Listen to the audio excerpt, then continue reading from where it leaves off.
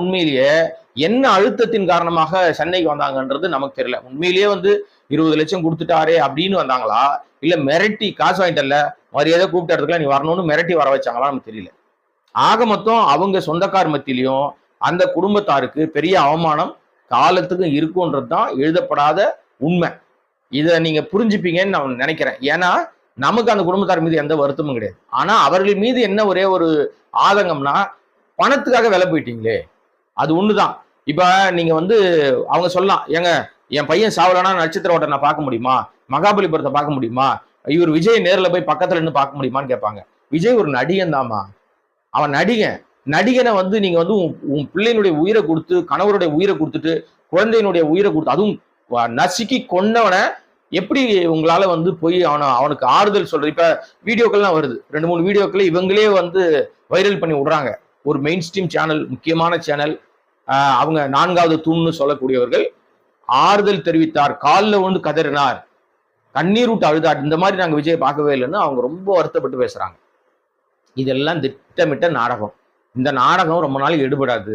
இது எவ்வளவு காலத்துக்கு ஓடும்னு நீங்களும் பார்க்க போறோம், நானும் பார்க்க போறேன். ஸோ இந்த 20 லட்ச ரூபாய் திருப்பி அடித்த அந்த விஷயம் இருக்குல்ல, இது விஜயனுடைய அந்த அரசியல் வரலாறுலயே அவருக்கு கிடைத்திருக்கிற மிகப்பெரிய ஒரு சவுக்கடி, செருப்படி தான். முகத்துல கரிய பூசிருக்கு அந்த அம்மா, சங்கவின்ற அந்த கேரக்டர். வராது மானமாவது கொஞ்சமாவது அந்த அம்மாவுக்கு இருக்கு அப்படின்னு மகிழ்ச்சி அடைகிறோம் நம்ம. ஏன்னா எல்லாரும் கூப்பிட்டவனே வந்துருவாங்க. அதுவும் பாருங்க எவ்வளவு பித்தலாட்டம் பண்ணிருக்கான் பாருங்க. அவங்க சம்பந்தப்பட்டவங்க வரலன்னொடனே அதோட அந்த குடும்பத்தார வரலன்னு சொல்லணும். 33 குடும்பம் வந்துட்டாங்கன்னு. இதுல பல பேர் சம்பந்தமே இல்லாத அண்ணன், தம்பி, பெரியவன், மாமன், மச்சான், ஒரு குடும்பத்துல சொல்றாங்க நாங்க 10 பேர் போனோம். 10 பேர் போனாங்களாம் விஜய் ஆறுதல் வாங்கிட்டு வரதுக்காக. எங்கேயாவது உலகத்துல அடுக்குமா இது?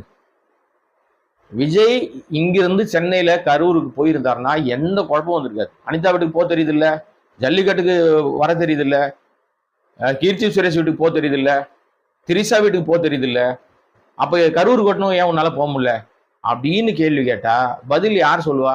விஜய் தான் சொல்லணும். ஆனா அந்த தற்குறி சொல்லாது.